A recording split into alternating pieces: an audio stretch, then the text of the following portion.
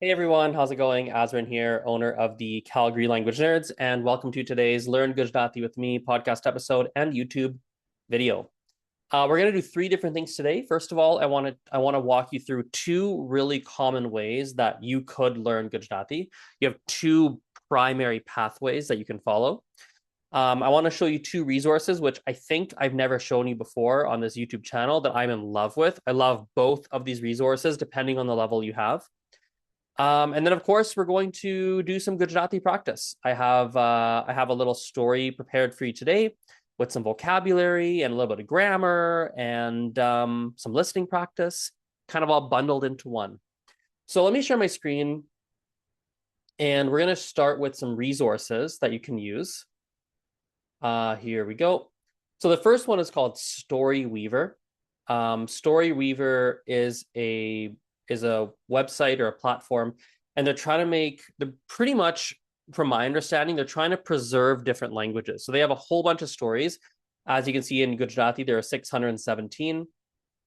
But they have stories for so many languages. I think they have stories in like indigenous languages, a lot of endangered languages. Like they're trying to preserve languages by having stories and reading material in those languages. And it's all free. Like it's just free. You can just read them, which is amazing.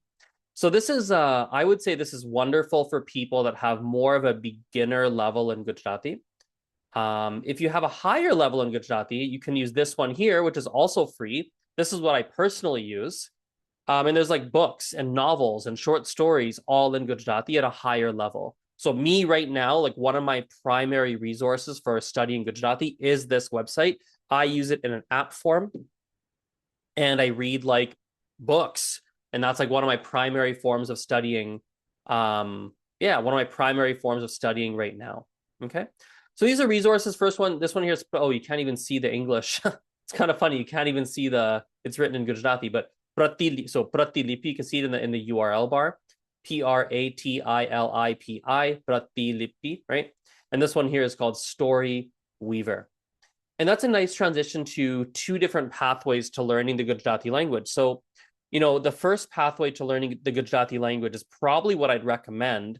It's a little bit easier in the long run. And this is the pathway where you learn how to read the language, even at a basic level. You don't need to be a super fluent reader, but if you learn to read the language, it makes the learning trajectory significantly easier because you can then self-study. If you can read, you can self-study. If you can't read, it's hard to self-study. Much harder to learn by yourself on your own time if you're not able to read. So a lot of the students that I personally work with, many of them, not all of them, but many of them, I might see them twice a month or once a month or maybe once a week, maybe weekly, but often it's just a couple times a month or once a month. And what I'll make sure that they have is very clear instructions on what kind of study to do on their own time. And so they might be reading stuff on Storyweaver or reading stuff even to some basic things on certain websites or AI texts or things of that nature, right? And by doing that reading on your own, you get a natural exposure to lots of vocabulary, a natural exposure to a lot of grammar. There's a plethora of resources we can now use and make at our disposal. There are even YouTube channels that teach things in Gujarati, but the script is all written in Gujarati, so we can use those YouTube channels. Like, there's so many more options at our disposal if someone has a basic reading ability. And the best thing is that learning to read doesn't take all that long. It's about, if I'm teaching someone one-on-one, I can probably teach you in like 2-3 hours to get the gist of it. Like, it's not that bad, frankly. And if you're learning on your own, it's also not really that bad. There are YouTube videos. My channel has a whole reading section. There's other YouTube videos. There's books you can buy. Like, learning to read in Gujarati, we're not lacking resources. We have a fair number of resources on the internet to learn how to read, and it's not really that bad. All we need to do is practice tracing the letters, writing the letters out. If you can write them, you can read them. That's a nice little sentence to have in your brain. If you can write it, you can read it. So if you can write it out, even if it's messy, doesn't matter. My Gujarati writing is really messy when I write stuff out, but I could write it. Right? If you can write it, you can read it. Nice, simple thing to remember. Practice reading some short words. Like, it's really, really not that difficult. If you do, by the way, if you do have questions, like if you're feeling like, oh my God, I want to learn how to read, but it's daunting, like, and you want some help, by all means, just email me, and like I'm more than happy to help point you in the right direction, or even just hop on Zoom with you. for a couple sessions and just like teach you basics and get you started, like I'm more than happy to do that kind of stuff. Yeah. If you want me to have like a really dedicated, like focus section on reading on this channel, please let me know. I've actually thought about it. I haven't quite gotten around to it yet, but it is on my mind. So anyway, that's one pathway, a reading-based pathway where we do learn how to read so you can study a lot on your own time. The second pathway is a speaking heavy pathway. And when you're doing speaking heavy, you don't need to learn how to read. What you do need is you need people to talk to like daily. Like every day, someone better be talking to you. And like you're learning through tons and tons and tons of interaction. That's your other pathway to learn Gujarati. So you have like a reading based pathway, which of course in reading based, you can still talk to people and have a class or talk to your friends or family. Of course, you can do that too. But if you can read, you can self-study, right? Or you have a pathway that's strictly speaking based, harder to self-study because you're relying on other people to speak with. But that's another kind of pathway you can take. So it's a heavy speaking based, which means you can't self-study as much, or you learn the basics of reading, which allows you and makes it a heck of a lot easier to self-study at home. So those are two big pathways. Okay. All right. With those aside, let's dive into the actual lesson portion of today. What I'm going to do is I'm going to read you a portion of a short story. It's going to be this one here. I'll show it to you. I'm going to read you a portion of a story. It's this one right here. Again, you can find this right on Story Weaver. You can find this on your own time. I'll read you a portion of it. I can't read all of it. I'm sure there's copyright and stuff like that, but I'll read you like a little bit and we can talk a little bit about it. Maybe I'll like kind of just summarize a couple of pages and we can do a little bit of listening and reading practice. Or listening practice and some grammar practice rather. So this story here is called Maro Parivar. Maro Parivar. Maro, let me share my screen here. One second here. You know what? I'm even going to start using the Gujarati script a little bit more often in these lessons. Here we go. Just to give you guys some practice here, right? So let's use Gujarati script a bit more often today. So, hang on. There we go. Ma, ro, pa, ri, var. Maro, parivar, right? And again, if we write it in English letters, we have Maro, parivar. Maro parivar means my family. My family. So that's the little mini story we're going to start today is about Maro parivar. Okay, let me read you a little bit here. So on the first page, we have I know you can't see my screen, but I'll just tell you about it. This, again, the story's on Storyweaver. You can find the story very easily. You'll find it. I'll put a link in the description box to the website so you can find it easily. Anyway, so on the first page, we have a chokri. Ek chokri che. Chokri is a girl, so ek chokri che. Ane chokri nu naam che tuk tuk. Tuk tuk. So the girl name, the chokri nu naam che tuk tuk. So that's her name, tuk tuk. Okay. And she says, Maro parivar khub moto che. Maro parivar khub moto che. So my family is very big. Maro parivar khub moto che. I'll type that sentence for you here. Maro parivar. Here we go. There we go. Maro parivar khub moto che. Maro parivar khub moto che. My family is very big, right? Maro parivar khub moto che. Maro parivar khub moto che. My family is very big. Maro parivar khub moto che. Okay, I'll keep reading here. So khub moto che. And then she starts to introduce people. So she has mummy che, or another word for mummy is ma. You can just say ma. So mummy che, papa che, papa. Another word for papa is pitaji. Pitaji is more formal. Pita is like father, right? So mummy che, papa che, parivar ma bhai che, Ben che, so there's a brother, there's a sister. Bhai is brother, Ben is sister. Bhai che, Ben che. She says, dada, ne dadi che. Dada is your paternal grandfather. Dadi is your paternal grandmother. She has her nana and nani. Nana is your maternal, your mom's father. Nani is your mom's mother. There we go. So there's a nana, there's a nani, there's dada, dadi. Right in this, you'll see in this story, there's again bhai and ben. I told you about that. Right, she has masis as well. So masi, right? There's all sorts of family, like tons and tons of family, right? Which you'll see in the story as you read it. The papa has he has there's some kakas as well. So kaka is gonna be your kaka is your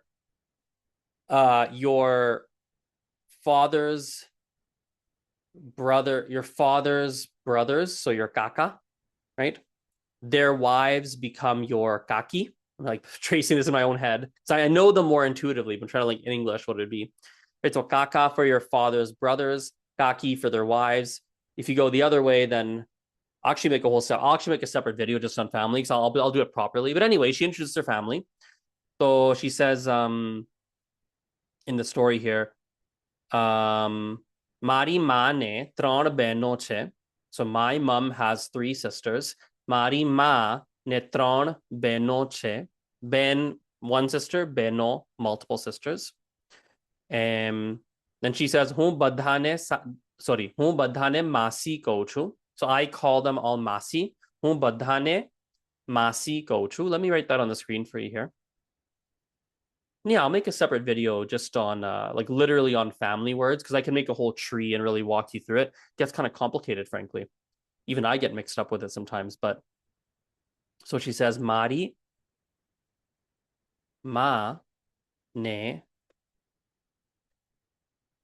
tron ba he no che. Mari ma ne ત્રણ બહેનો છે. મારી માં ને ત્રણ બહેનો છે. We can even simplify this, make it ben. Again, remember, pluralization is optional in Gujarati. So, મારી માં ને ત્રણ બહેન છે, મારી માં ને ત્રણ બહેનો છે. So my mom has three sisters. Now you might notice there's nothing about having in here. So whenever we say in Gujarati that, oh, so-and-so has a brother, so-and-so has a sister, if we're listen carefully, if we're talking about people like siblings, aunts, uncles, blood relatives, right? Even friends, frankly, we don't say you have a brother, you have a sister.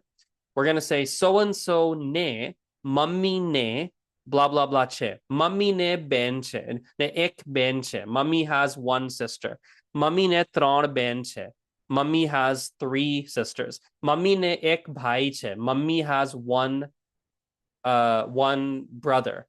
Right? So often when we talk, most of the time when you talk about having in Gujarati, we'll say something like, let's use mummy again, or ma. Let's use mummy. I like mummy. Mummy paase, I don't know, ghar che. This would mean mom has a home. This is how we talk about possession. So-and-so paase something che. Mummy paase ghar che. Papa paase pen che. Rahul paase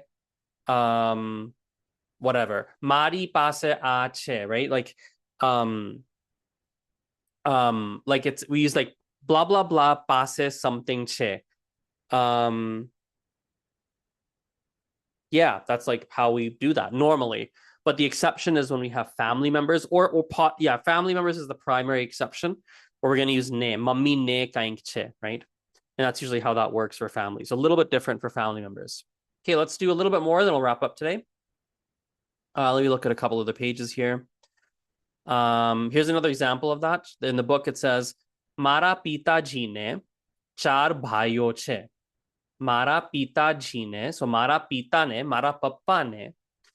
પપ્પાને ચાર ભાઈઓ છે. મારા પપ્પાને ચાર ભાઈ છે. My father has four brothers, right? મારા પપ્પાને ચાર ભાઈ છે. Or ચાર ભાઈઓ, optional pluralization, ભાઈઓ છે. And those are her kaka, those are right, and those kaka have wives, those are all kaki, so she calls them, for example, well, actually, that's all she really says, not much there, but yeah, anything else I want to read you here? I'll read you I'll read you one last sentence. Listen carefully. મારા પરિવારમાં પાંચ નાના બાળકો પણ છે. મારા પરિવારમાં પાંચ નાના બાળકો પણ છે. I'll type that for you on the screen here. મારા પરિવારમાં પાંચ નાના બાળકો પણ છે. મારા પરિવારમાં પાંચ બાળકો પણ છે. મારા પરિવારમાં પાંચ બાળકો પણ છે. મારા પરિવારમાં પાંચ બાળકો પણ છે. Right, so again, this is like there are also 5 kids in the family. Mara parivarma, in my family, panch barko, 5 kids. Pan is like also, there's also pan che. So we haven't talked about this much on the channel, but on this YouTube channel, but if you want to say like there is or there are 5 people here. There is a tree in my yard. There is a pen on my table. There's a phone beside me. There's a blah, blah, blah. There are 5 people in the room, right? It's actually very easy. We just use che, just the word che. There is a person, ek manas che. There is a phone here, anya ek phone che. There are 2 water bottles, anya be panini bottle che. Very easy. Be panini bottle che. 2 water bottles. There's a pencil case. There's a window. There's a house. Ek ghar che. Ghar che. You don't even need ek. Ghar che. There's a house. That's how we say there is in Gujarati. Okay.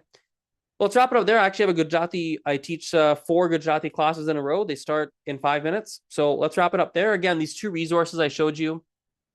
We have Pratilipi if you have a higher level and can actually read reasonably well. If you're more beginner, we have Storyweaver, which has Gujarati and lots of other books. How can I close this? There we go.